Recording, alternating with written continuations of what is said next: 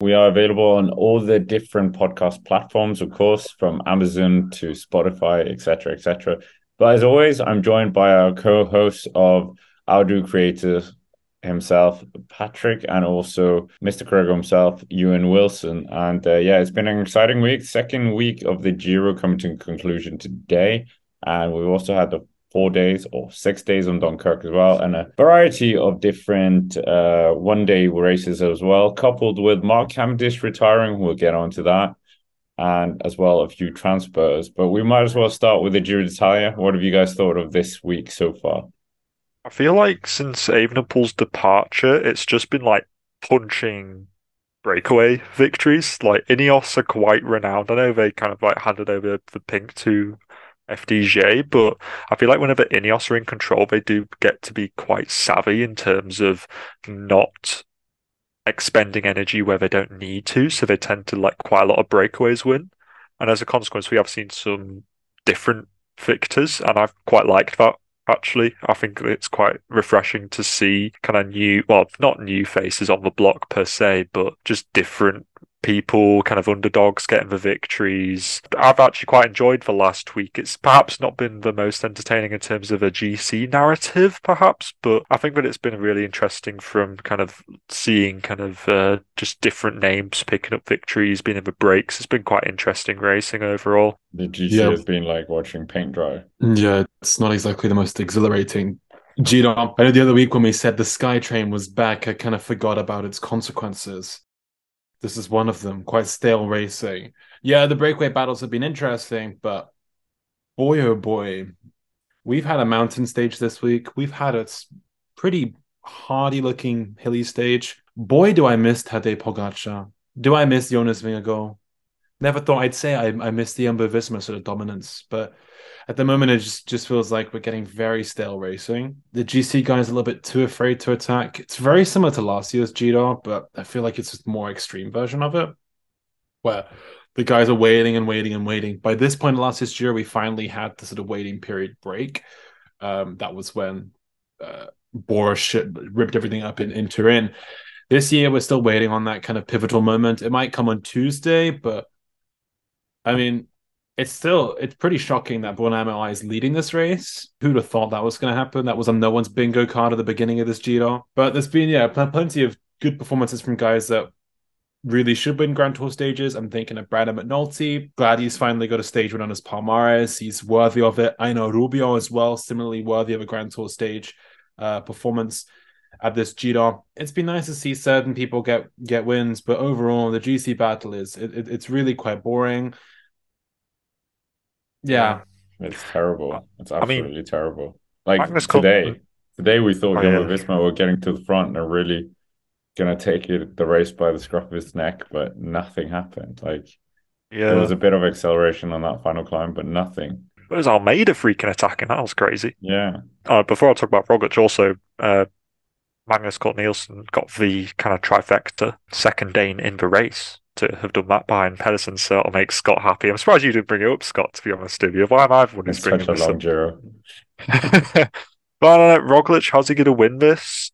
I don't know. I feel like they Jumbo-Visma were actually stronger the other day. Hang on, I'm just looking at the stage, which it was stage 13, the kind of shortened one. Jumbo-Visma did have more men in that front group on that kind of uphill start, which was really interesting. Like they didn't force the issue either.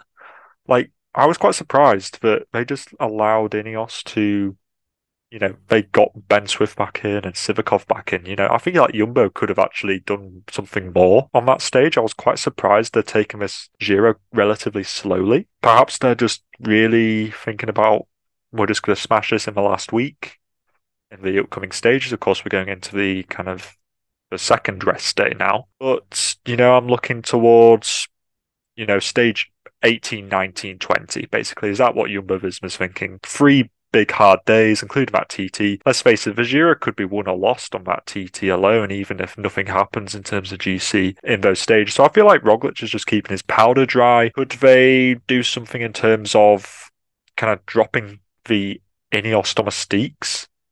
I'm not really too sure because I really think that like Laurens de Plus and especially Laurens de Plus, to be honest with you. He is looking just insane right now. But, they've also got, like, Sivakov's looking okay as well. And G's, well, I was going to say I okay, don't think only he small. does. I think Like, basically, Sivakov is just, yeah, I mean, he's made of something else, that man, because he's crashed a number of times and he's still in the yeah. race, still doing turns at the front. Like, he's made up something else. Mm, Him and Jumbo full Adamsman team. is the guy who's looking particularly good. Him and yes. Laurens de Plus, both of those Yeah. two. I forgot Really about strong. Arnsman. His name literally just slipped my mind. But, But you Jumbo know, has a full team as well. Like, what, they're one of the yeah. only teams in the Giro, which is crazy. That's true, but it's a full team of people who are they going to be able to make the difference? Because they do, yeah, like Thomas Globe, I know he's good. Hessman, I know he's good, but you got guys like at the end of the day, it's going to be like Sepp Kuss and like Cone Bauman, basically, versus a De Plus and an Aronsman. I just don't really see that being too much of a differential. I think Sepkus could decide the Giro, to be Ooh. honest. I think on stages 18 and 19, we've seen De Plus ride strongly, but he's sort of a penultimate guy. And then you got Arendsman, who they sort of let off the other day. So he was like on his own, while Thomas was on his own. You know who was up there in that top echelon of GC riders the other day, right before the end? Sepkus. He was sprinting with Roglic, Almeida, and Thomas. I think Sepkus is up there. Sepkus is looking good, has not really done anything. He was in the breakaway, yes, but he didn't really try in the breakaway. He was just there. I think he's got so much more to give. Adensman and De Plus are sort of sitting there in top 15. People are looking at them. There's impetus for them and Thomas to do the work. They will go into default. We saw it again today. Laurens De Plus did a lot of the work today when he didn't really need to. I think Ineos will go back into that default role, and boom, Sepp Kuss comes out of the shadows, and I think he could really change things on stage 19 in particular. I mean, Roglic could win the Giro on stage 19. We're running out of time at the moment. If Roglic really gets enough time on stage 19 and sort of holds it in the TT, he could win this race in 2 stages. We don't think Bruno Almarai is going to win this. It would be great, but believe me, all eyes have been onto David Gaudu, my boy, to win Le Petit Prince de Bretagne, to win like the Tour de France or whatever. Thibaut Pinot's had that pressure forever. If Bruno Almarai won a Grand Tour, it would be miraculous. France would not sleep. The Pyrenees would be painted pink. I mean, speaking of Thibaut Pinot, a bit of drama going on this year. And well, Ewan was telling us he's apparently having a match with Vokhters as well on Twitter. So Thibaut Pinot was very close to sort of winning the stage. That was won by Ana Rubio. Up in the breakaway was also Jefferson Cepeda, where they were arguing with each other. It didn't look great on television. I don't think it looked good on the bike either. I think they were actually quite visibly annoyed with each other. He'd be a great theatre performer with Thibaut Pinot. The emotion he gives into every bike ride and sort of every post-race interview, it's great. After the stage, he like put a rain jacket over his head. His brother was there who works for the team, like guarding the media, like don't come too close. And he was just there like on his bike looking sad. About the stage, and he didn't congratulate Aino Rubio or Jefferson Cepeda or whatever. And then there was like a mistranslated quotation afterwards. Whoever at a pretty well-known Dutch-speaking cycling publication said they could speak French, they could not. They wildly mistranslated Thibaut Pinot, and it kind of circulated. It circulated round the thing that like, Thibaut Pinot was saying, like he didn't get on with Cepeda or Rubio, which wasn't really what he said, but I think this like rubbed a couple of people the wrong way. And then Vaughters, after the stage that was won by Brandon McNulty, was talking about how Ben Healy was such a gracious loser. Like he shook hands with McNulty after the stage, unlike someone who goes to the media and complains about the people he rides in the breakaway with. It was something along those lines. To which Thibaut Pinot, someone must have told him that Jonathan Vaughters was subtweeting him, and he simply replies, "Who are you?" That's kind of kicked off a whole storm. Jonathan Vaughters is still replying to people on Twitter as we speak, but Thibaut Pinot's kind of left that bomb there, which I think is quite funny. But that's the whole Pinot Vaughters thing on Twitter. It's kind of laughable. I mean, speaking of Pinot, I'm just confused about Pinot in this Giro, to be honest with you, because I can't understand what his goals are. Yeah, he's stuck. Yeah, because like he's 11th on GC, 4 minutes 23 down on Amaral, but that's like actually only a few minutes down on the full GC. It's like if he wants to go for KOM, he's third in that competition, 30 points behind Davide Bais. And today, like Pinot rolls in with the GC group. It's like, dude, if you want to go for mountains classification for Maillot-Legeur, You got to lose more time. And it's like, but I don't know. He for some reason when he gets into a decent GC position, he just can't seem to let go of it. It's like, oh, but I could finish top 10 in GC. It's like, Pino, nobody cares, my guy. Like literally nobody. Like if you get the mountains classification, at least somebody might. It's a nice little footnote on the Giro. I just don't get it. It's like, dude, just either drop out of GC and go for the mountains points because let's face it, like Healy and Rubio gained buckets on him today. So I just let go on that last like Cat 2 or Cat 1 or whatever it was. Save your legs. I know it's like a rest day, but like coming up, but still, it's like I feel like there are people I feel like he's just very he's just like he's a showman, isn't he? When he kind of senses the opportunity to put on a show for the cycling, then that's kind of what he does. But perhaps that kind of comes with less rational thinking in terms of what is his goal and stick to that goal. Because I feel like his goals have changed 3 times going through this tour, but I just think that he could win the Maglia Rosa, and it's just frustrating me that he's seemingly now going for GC, and I just can't, get my head around it. French would call him an animateur, an entertainer. And he animates it on and off the bike. Just 3.5 minutes behind Geraint Thomas. Then looking down as well, I know Rubio is now right up there in GC, 4.5 minutes behind Geraint Thomas. Both of them are in a difficult position to fight for the Maglia Azzurra. This kind of falls into the hands of Ben Healy and Davide Bais. I'd love to see Bais get it, but I just don't know if he has to be there in like those difficult stages 18 and 19 in the Dolomites. Even the fact that we now have two guys, Rubio and Pinot, who are now in top 15 in GC, they're somewhat locked out of GC.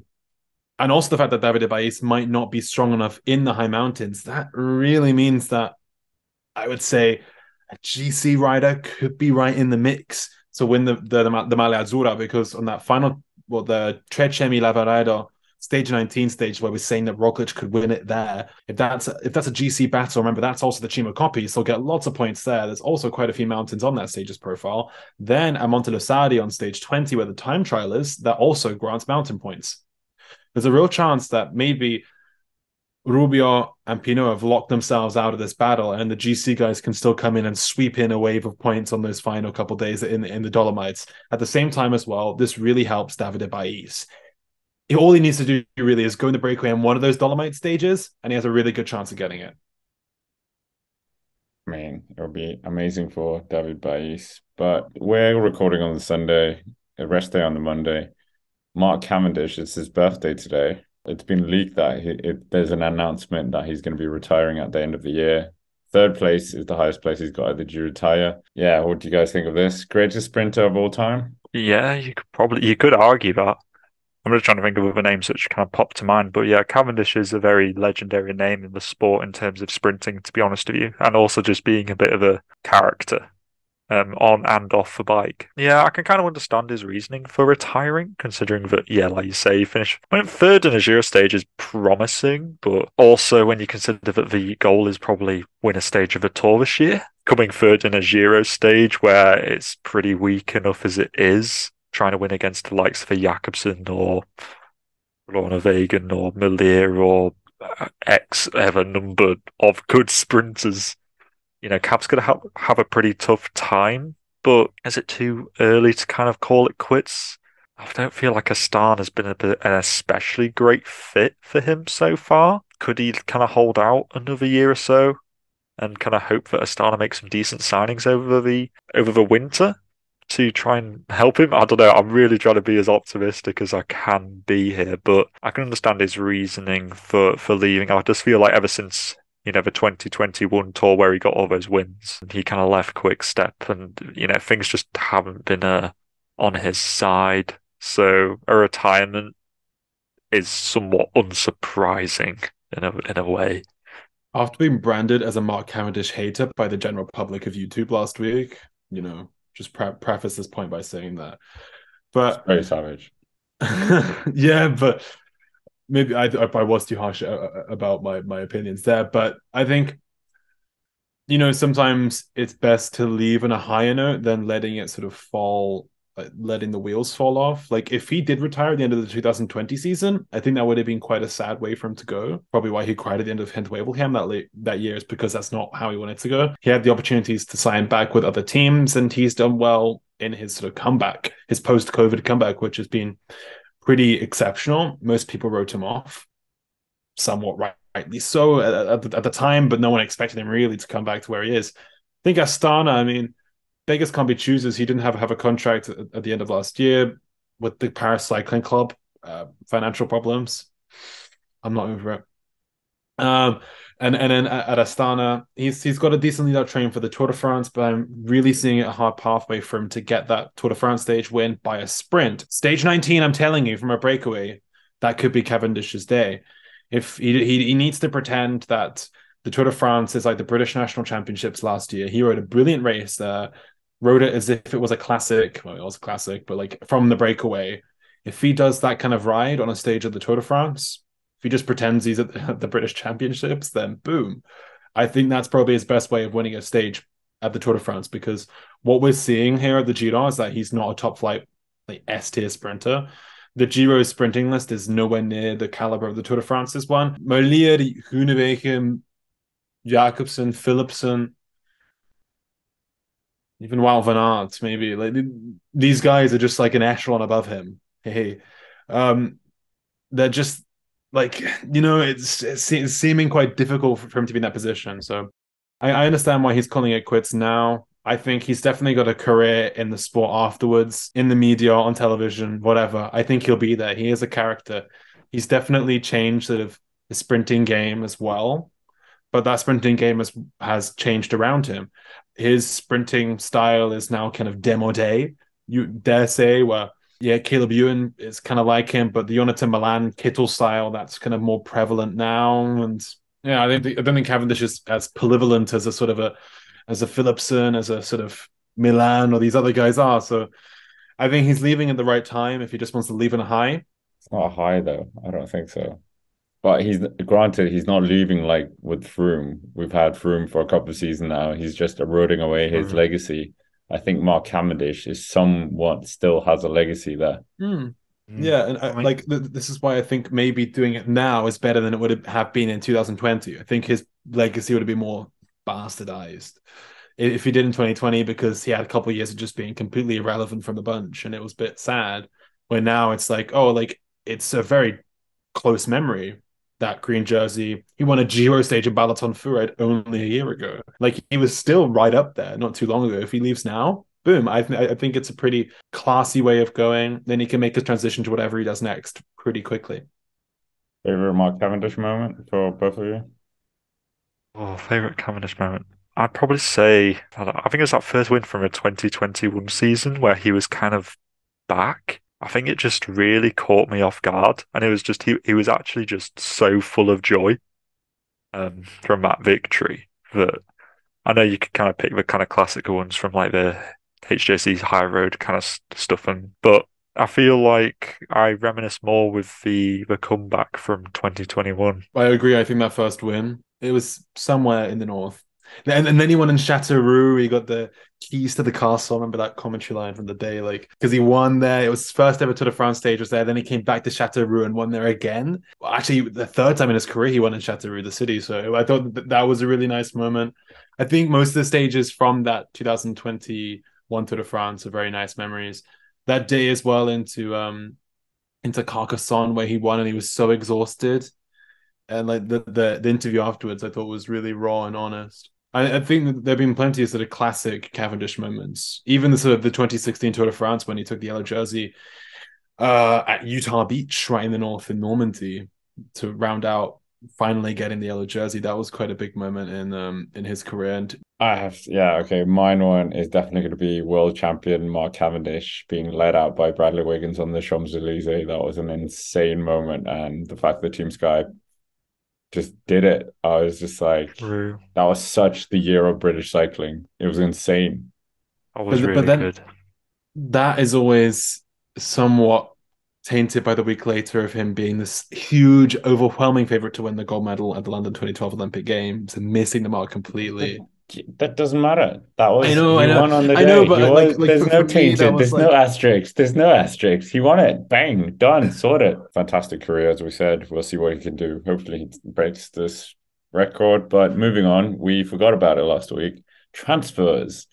And Ewan flagged up this one, a very interesting one. Danny Martinez, we know he's arguably the best Colombian cyclist on the world tour right now, and he's been rumored to Bora Hansgrohe. Quite an interesting move to say the least, and more talent leaving Ineos Grenadiers. When I kind of was told this by you, and I was like, actually, that's kind of a pretty cool move, to be honest with you. But then you start to think about, does it make it's a good move in terms of high caliber rider going to a place where he'll more than likely get more opportunities. But then you think, oh, well, realistically, does this make sense? I feel like it does.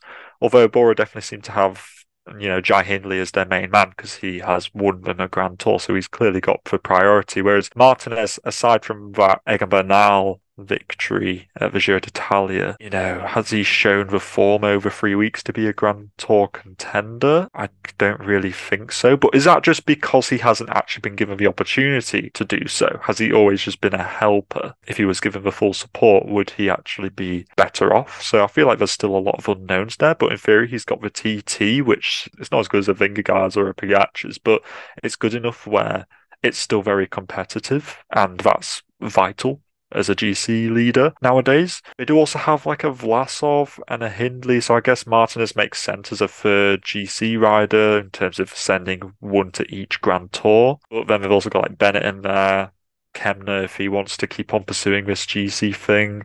I think that it does just about make sense for Bora to be pursuing Danny Martinez. And I think from a Danny Martinez point of view, it does make sense probably to leave because I feel like Ineos don't really seem to utilize him to his best abilities. I'm not really sure how he's, the season I remember is like he's won Algarve, but he hasn't really been hitting the mark anywhere else. So I think it's a cool move. I think that it'll be an interesting one if it does happen. I'll be interested to see what he can do at a Grand Tour, to be honest with you. That's the main thing which I'm curious about. But do you guys think it makes sense? Yeah, I mean, it definitely makes sense. Bora have been looking to bolster their GC lineup for a while, but this is another really good 1 week long rider. Him, Iyita as well, another good 1 week long rider who's won a UCI World Tour stage race in the past 2 years whilst riding for Bora. Sasha Vlasov's a great 1 week long rider. He's a good at GC as well, normally, when he doesn't have COVID. We definitely have many bases covered. Where does Emil Buchmann and Kemner sit into this? We don't really know, but it's definitely showing that Bora want to diversify their GC portfolio once again. What does this mean for the sprinting segment of the team? We don't quite know because I would imagine Martinez will be taking quite a lot of that budget up. And it also shows that they are more willing to move towards that climbing setup. What is the future for a guy like Sam Bennett? Danny Van Poppel, who won today in Cologne.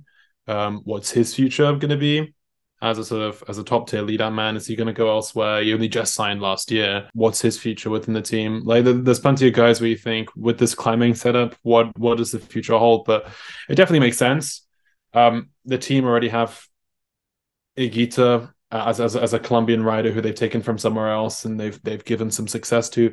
Martinez there makes complete sense to me. I think it could be a really seamless transfer and he could probably hit the ground running and win a couple UCI World Tour stage races next year. Oh, think of Ineos losing another rider. They lost Adam Yates, who's very strong. Now Danny Martinez. It's like yeah, but they also brought in Tim Adams, man, and so yeah, they've got all these kids that they need to look after. but you're trying to field like a Tour and a Giro teams that are really strong, and I mean, they can still do that. really? Yeah. I mean, Egan Bernal is nowhere. Bernal, Like huge Bernal is question nowhere. mark. If we had a fully fit Bernal, 100% they could. They're bringing in Carlos Barona. He's not a GC leader, but we've heard he's coming in. That'll be another great helper to add to a sort of Grand Tour squad. Think he could do really well at Ineos. We got Thomas. Thomas extended. Yeah, exactly. But if you separate maybe Thomas and Geoghegan Hart for the time to come before we have a fully fit Egan Bernal. But what if they lose Carlos Rodriguez now? Then they're losing Danny Martinez. What are we down to? We're down to Leo Hayter. Arensman. Yeah, but like obviously, aren't they trying to groom him to be a bit more of a leader? Who's going to be working for him? All these children I, we have. Yeah. yeah, I don't know. It feels like Ineos are going through this whatever reshuffle, re-transformation, whatever the hell they called it a few years ago, and it just feels like they're kind of just gutting the team.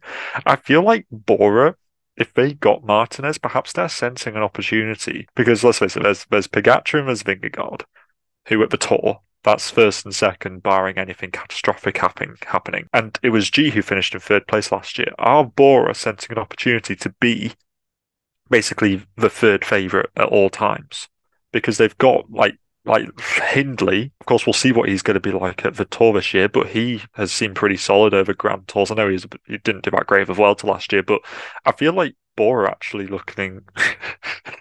I feel like Bora Hindley looking for and Hindley and Conrad. Vlasov. Vlasov. There we go. Thank you. But, but I feel like Bora could actually take basically the place of Ineos because I feel like Ineos are just gutting the team in this transformation process, but actually they're just turning to be weaker and weaker because let's face it, G's not going to hang on forever. Like Gegenhardt, hasn't he been rumoured to be going somewhere? He's in a contract year. I swear that he's like not for certain signing with Ineos, but I mean it would make sense. But I don't feel like I feel like Ineos are kind of a bit just a little bit stagnant. Whereas Bora, if they sign Martinez, they lost Kelderman, of course, last year, and he was quite integral to Jai Hindley's success in the Giro. Perhaps they're looking for somebody to really fill in that role. Martinez they see as being somebody really good at doing that, considering his credentials helping Bernal. I think that Bora definitely seeing an opportunity to be basically that third place on the podium at the Tour every year with a Vlasov or a Hindley or whoever. And I think that it makes a lot of sense, actually, because then they're up against realistically, like David Gaudu, if he's in Paris form. Yeah, Carapaz, exactly. I mean, Ineos have been there 2021, 2022. In the past two Pogačar Vingegaard Tour de France's, or Tours de France, they've been third place Ineos. And they've lost one of those guys, and one of them is getting quite old. So I guess it is opening up a little bit that battle for third place on these super teams, whether it be Ineos, Bora definitely looking like a viable candidate. I think Martinez definitely fits into that role of being a really solid helper for Hindley or Sasha Vlasov, and also having the ability to win UCI World Tour stage races elsewhere. Like he could win a Itzulia. He could win a Tour of the Alps, and then go to a Grand Tour with no shame of helping Sasha Vlasov in the mountains. It could be a really, really good fit for Bora. I mean, the curse of the Tour of the Alps winners continued with Theo Gegenhardt crashing out, unfortunately. No Giro success that way. So, I mean, any riders listening, don't win the Tour of the Alps if you're going for the Giro. That's what we've learned from that. But anyway, we can't just talk about the Giro and Danny Martinez. The 4 days or 6 days of Dunkirk happened as well, and interesting little race in the north of France. And yeah, what did you guys think of that? What happened as well? I found it quite refreshing. It was a nice little change from the Giro, which feels very, I don't know. After Boring? you've watched it, I didn't want to use words like that, but yes, to words of that effect, yeah, it's been a little bit dull. So having some kind of punchy finishes over in Dunkirk has actually been quite good, especially since there's been some decent young winners. Spoiler alert, whatever. Romain Gregoire won it, which is really cool. But also Per Strand Hagenes won a stage. The guy who won men's junior in Leuven in 2021 for world champs there in the junior category. So just another cool rider there. Olav Koy getting a couple more victories as well. Can't wait to see what he's going to be doing next year in whatever team he ends up landing in. So I think it was just a nice, refreshing just break from a Giro, if that's what you were wanting. Yeah, some really interesting finishes as well. If you want some fascinating finishes, the stage into Echelon is a great one. Steep kick all the way to the line. Cassel, we've been over there in the Tour de France a couple of times. It was voted France's most beautiful town. It's a big deal in France. It's a television show where you vote on the most beautiful town. Cassel was there, was number one. That's where Per Strand Hagenes took his stage win. Also great to see Geraint Thomas also take a win. He was looking really good at last year's Tour de France in the breakaways. He went on a charge on the stage into Carcassonne and almost went all the way. And overall, the winner is Gregoire. I think this points towards good things for him. And we spoke about him the other week on the podcast about how he's Groupama's big sort of classics rider in the years to come, and France can be quite confident in him. It's definitely sort of a reinforcement that France has a lot of really good talent coming through. But in terms of two Echelon Cycling podcast favorites, not good news. Arnaud Delis crashed Oh, out on day yeah. one in a nasty You crash. told us this. He's going to be out for a couple months. He had an operation in hospital in Belgium, he had an operation in hospital, and he looks like he's going to be out for a while. And Gleb Syriza, Mark Cavendish's number one lead up man. He crashed really hard. There's a picture online where he's like lost all of the skin on one side of his body, which is a bit of a whoopsie. And what I thought was interesting is that the Dutch sportster were writing his name as Chleb, like Chleb, which is the Russian word for bread. So they were calling him Bread Syriza, which was a bit of a whoopsie from sportster, but elsewhere, Case Bowl looked pretty decent in this race, as did Casper Asgreen. It's a 2021 throwback almost. So, yeah, a bit of a return for some of these guys that we, even Brent van Moer, these guys who were doing really well a couple of years back, who are now sort of bouncing back in form just in time for the Tour de France. Yeah, you were talking about talent as well. And I think Per Strand Hagenes from Norway is just, he's frightening in a way because he's not part of the Jumbo-Visma team, 19 years old. And when you look at, well, it's the kind of the rule we talked about. They can field their development riders in these kind of races. But when you look at their young development team, it's frightening. Yeah, you guys have talked about Archie Ryan. You've talked about, well, Per Strand Hagenes here as well. And the other riders, the Norwegian who finished on the podium as well at the Tour de l'Avenir. You've got Van Pittigem's son as well. Yeah, I don't know. It's just, are Jumbo-Visma going to be, are they going to be dominating the next generation as well of talent? We don't have an Ineos Grenadiers development team. It was kind of the Wiggins team that turned into Trinity, but yeah, never really labeled that. Yeah, it seems almost like there's a monopolization of a lot of these World Tour teams in the youth scene at the moment, where Jumbo's is really good. The Equipe Continentale for Groupama is excellent. They've got a bunch of international talent, a bit like Jumbo Visma, that's coming through. Even the Israel Premier Tech, Israel Cycling Academy youth team, like a lot of these World Tour teams now have, well, all pro continental teams have quite a good youth program that's really nurturing new talent. But the one thing I also sort of think with Jumbo is that these young talents are going to get signed, and they might not enjoy their position on the World Tour team. We're seeing now Olaf Koy is rumored to be leaving. He rose to the ranks as a junior and pushing through, and now he's looking to go elsewhere, maybe to DSM or a French team. So maybe for these young talents like Per Strand Hagenes or Johannes Stanemittet, who's the Norwegian guy, is also coming through, maybe they'll reach the senior team and think, you know what, I could do something elsewhere. Yeah, I agree. Wasn't that the problem for the BMC team, I think?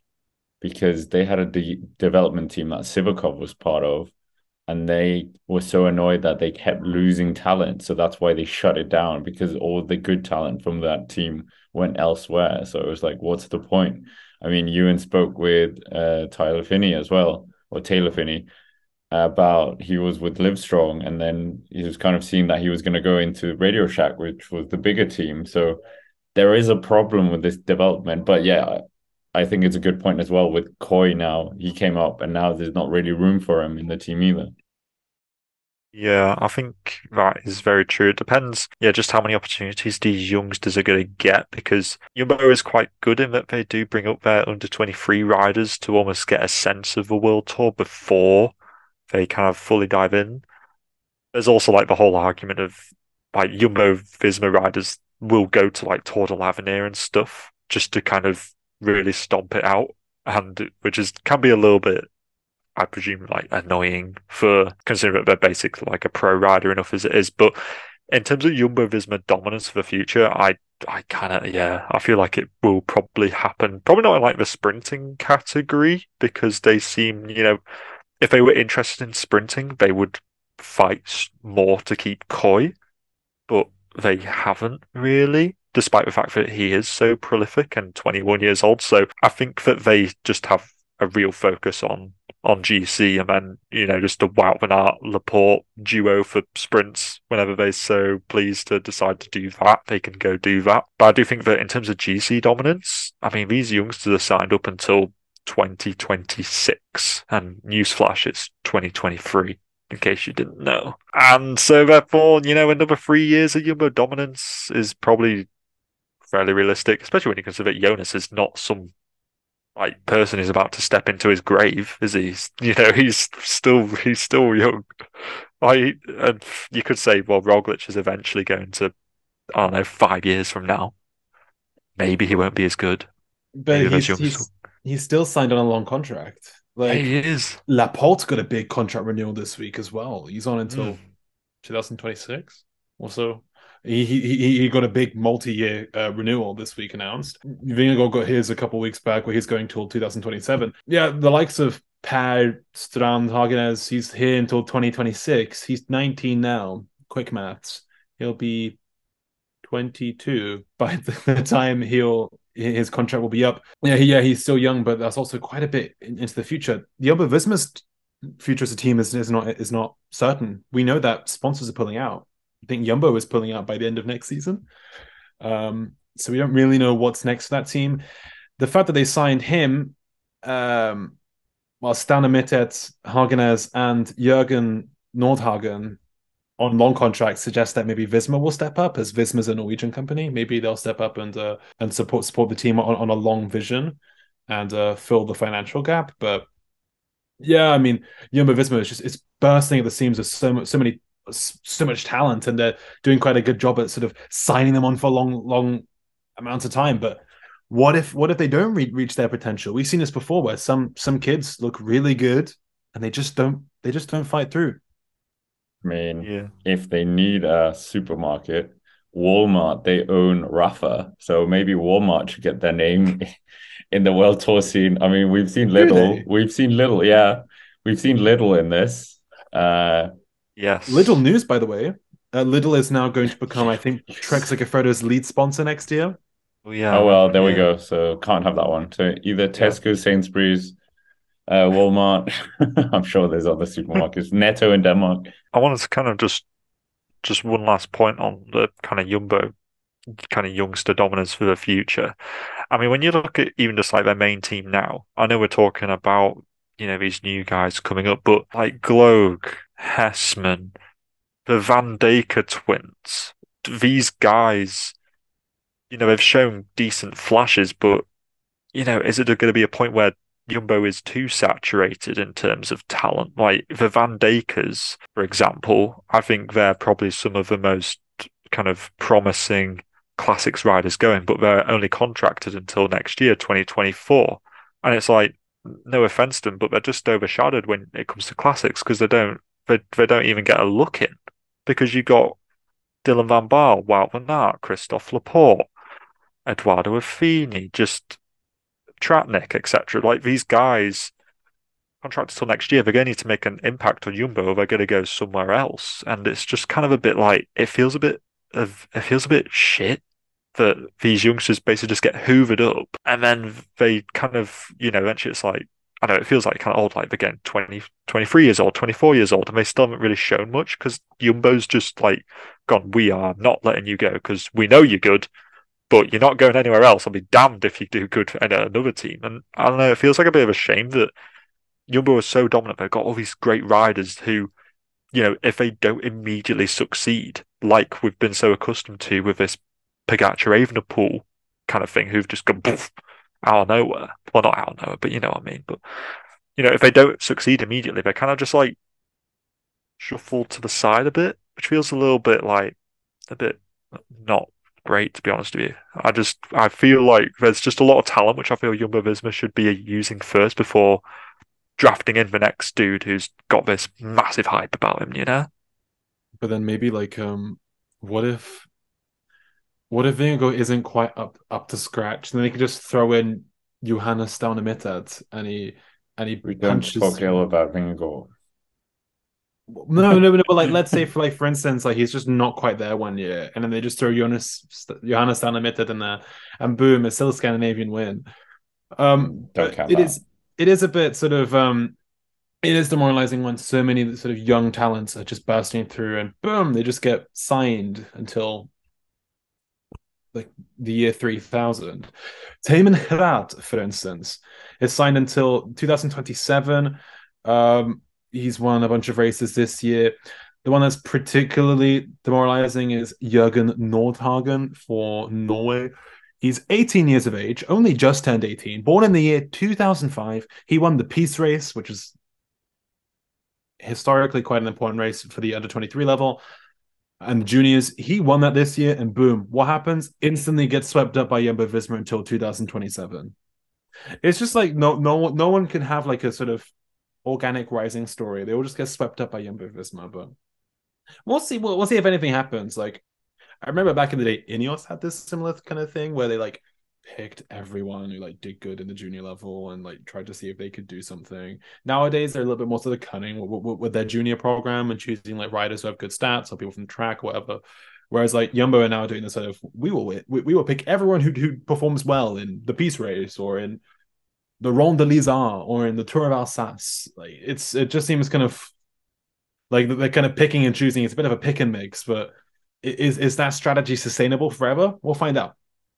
Turning into like football, like with Chelsea, Manchester City, they've got like. But Manchester City win the league. Yeah. Well, so did Jumbo Visma, to be fair. Exactly. That's what I'm saying is like they win because they have the best people. But also for these young guys, like you always hear it with people when like they're having interviews. Maybe they're just being polite, but they say, "Oh yeah, I learn an awful lot from Wout van Aert. I learn an awful lot from Jonas Vingegaard or Christophe Laporte or whoever." Maybe these younger guys like a Johannes Staune-Smithed is loving talking to Jonas Vingegaard on a training ride and learning all about what it's like to be a great Grand Tour leader because he is. Like I heard from Jan Kristen, who rode for the Poggi team really close to Tadej Pogacar, and he speaks about how much like it's really useful to hear from Tadej and like hearing his experience and his knowledge and expertise to help me grow stronger as a rider. So maybe people are also interested in the Jumbo Visma aspect that way, where they want to ride with the best because they're going to learn from the best. It's also like these guys, it's like a working environment for them. It's not just about performance. They also want to sort of learn about the sport and grow and be better. Could they just put on a seminar?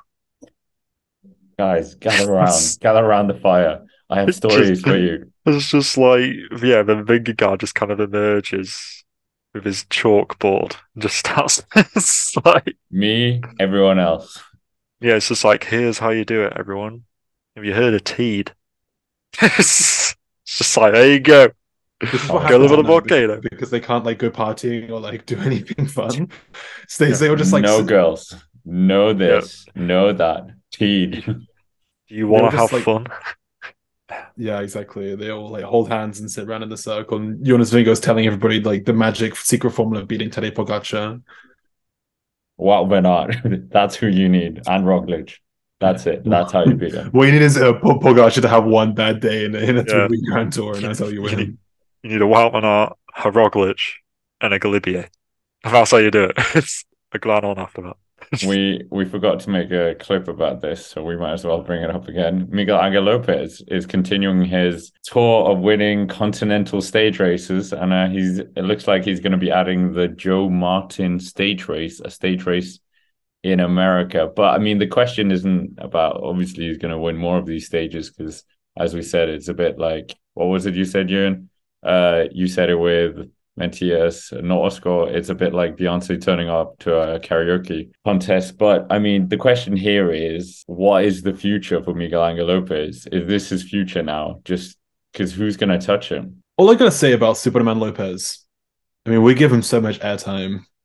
If anything, I feel like his step down has almost been like caused more conversation. But he's taking on America. You know, when like people like European artists, they'll be like, "Oh yeah, I'm taking on America," and they'll go and they'll like, "Oh wow, like he's like big in America now."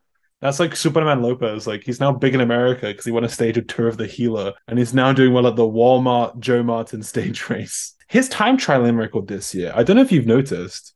It's so good. He actually won a time trial on the day before recording on Saturday the 20th of May. He won a time trial. Earlier on at the Pan American Championships, he finished second in a time trial. At the Vuelta a Formosa Internacional in Argentina, he finished fourth in the time trial. Then over at the Colombian National Championships, he won that time trial. Against who?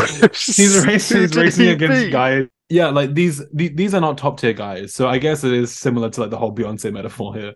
Do you remember Sergio Henao?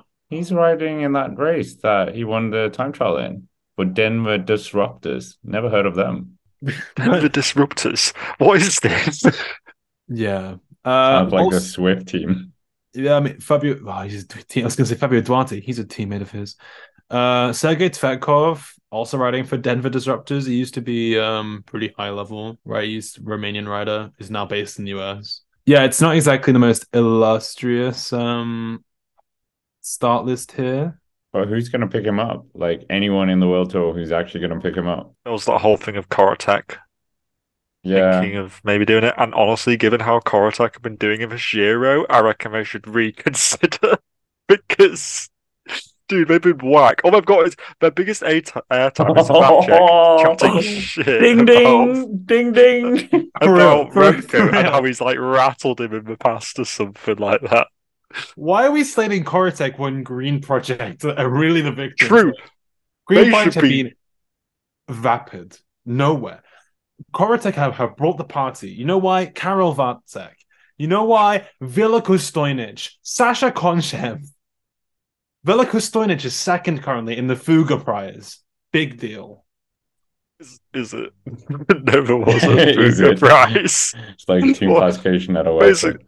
these pro Conti teams, you're right. Green Project have done nothing. To be honest, I'm not like, what are Green Project doing? Basically, that whole umbrella of these teams who are in the pro Conti scene, who aren't doing much, need to take a look at Miguel Angel Lopez and see, wow, this guy's actually a TT god against people who I've never heard before. And therefore, we should probably bring him in because he'll actually, probably do all right.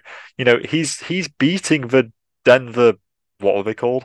Denver Dynamite? Denver Destroyers. He's also beating the Papa John cycling team as well. I want more teams to be alliterated. Disruptors. And one of the teams, you'll like this, Disruptors. guys. You'll like this. Project Echelon Racing. Should we sue them for that? I feel like they probably formed before we did. They almost Yeah, definitely probably. fall Yeah. first. We But should ask them to come on. well, it's like Inception. But yeah, I mean, we say this. A lot of teams look at pro cycling stats when actually looking up riders that they want to sign. But this is Superman Lopez. He's had two high profile exits of very high profile World Tour teams that weren't necessarily good. Who really wants to touch him in the World Tour? I don't know. I don't know whether he'll get the same treatment that Nairo Quintana got when races were sending around emails saying don't touch Quintana. Maybe Superman Lopez has the same treatment. I don't quite know. It's different because they have different charges and whatever. But yeah, I don't know. I just think Superman Lopez is too high profile of a problematic figure to throw into your World Tour roster. I'd love to see him at Kartek, but I think the likelihood of Me that happening too. is pretty small. I would like that as well. They were linked with Nairo as well. That was a very thin kind link. of. Nairo followed them on Instagram out of the blue, and then subsequently unfollowed them when he was in that phase of looking for a new team. But I don't see it happening, to be honest. But maybe Korotek, with the money that they're going to get from Veliko Stojnic's Fuga prize, could invest in Superman. There are other people as well who they could probably invest in that don't have contracts as well. So, anyways, now coming to our favorite part of the show. Plenty of riders are watching out, I guess. Maybe not. But rider of the week. And I mean, Patrick, we'll start with you. Who's your rider of the week this week? However much I would like to give it to Sam Watson for finishing 10th in GC at the 4/maybe 6 days or 5 days of Dunkirk, however many it is, I will actually give it, I don't know, I feel like one of you guys is going to want to pick him as well, but I'm going to say it. I think that I'm going to go with Derek G as my rider of the week. I think that it's not very based. Like, let's be real. I feel like he's it's based as it's based. Is it? Yeah. I feel like he's just been doing like insane, hasn't he? Though, like he's got 3 second places in this Giro so far. Might be more, by the time that we finish. And honest to God, I had no expectations of him doing anything like this in the Giro. None whatsoever. I didn't think he was going to do anything. Like I was in a race recap, I was like, he's going to be a Tim de Klerk kind of style guy in the future, working on the front of the peloton. So the fact that he's done this in the Giro has vastly exceeded any of my expectations. So chapeau to Derek G for proving me, and I presume quite a few other people, wrong. Israel Premier Tech have been really strong on the breakaways over the past, 2 weeks, but particularly this week, they've been right up there with G, with Berwick, and now, Berwick, and now with Marco Frigo, who, that would be a nice rider of the week pick. Who am I going to go for? I go for someone from the Giro. Scott, you go first. I'll let you go for Romain Gregoire, Dylan Groenewegen, fastest man on 2 wheels, question mark. Luke Lamperty's taking a win. Ron Pim, Pim Ronhard, a cyclocross rider, he managed to win the Flèche du Sud. I can't really see. Nico Denz, because he slept on. Seriously, he slept on. More hype about G than actually Denz. Yeah, it's weird, isn't it? Yeah, but I do think it's the Anglo bias that maybe we have as sort of looking onto the Anglo cycling sphere. Denz, I think, Bora often get overlooked despite the fact that Bora is super strong. Denz has been up there, and I like the story of the sort of breakaway trial and error that he's had over the past couple of years, and now it's been so close over a number of Giro stages, and now finally getting it. And he's also got a personal connection to Italy, given that his grandparents are from Basilicata. I could go for Tom Scoringe, but I feel like I don't want it to be like a pity prize. He's been so close. It's like almost there. Equally, well, Mass Pilsen, wasn't that last week? I don't know. But I'll go for Per Strand Hagenes because I think it's quite impressive being 19 and taking your first win. And it started in Roubaix. So there we go. Yeah, but what addition that was for the youth, as you guys were saying as well. But anyways, that's basically it for our 17th episode of the Echelon Cycling Podcast. Make sure to let us know down below who your rider of the week was. And follow Patrick and Ewan as well over on Twitter. Their Twitters will be down in the description below. But with that, thank you very much for watching. No. You can also follow the Cycling Dane over on Twitter as well. It's at the Cycling Dane, all one word, all lowercase. And the Echelon, following the Echelon. Party everywhere. But with that, thank you very much for listening, watching, and we will see you next week.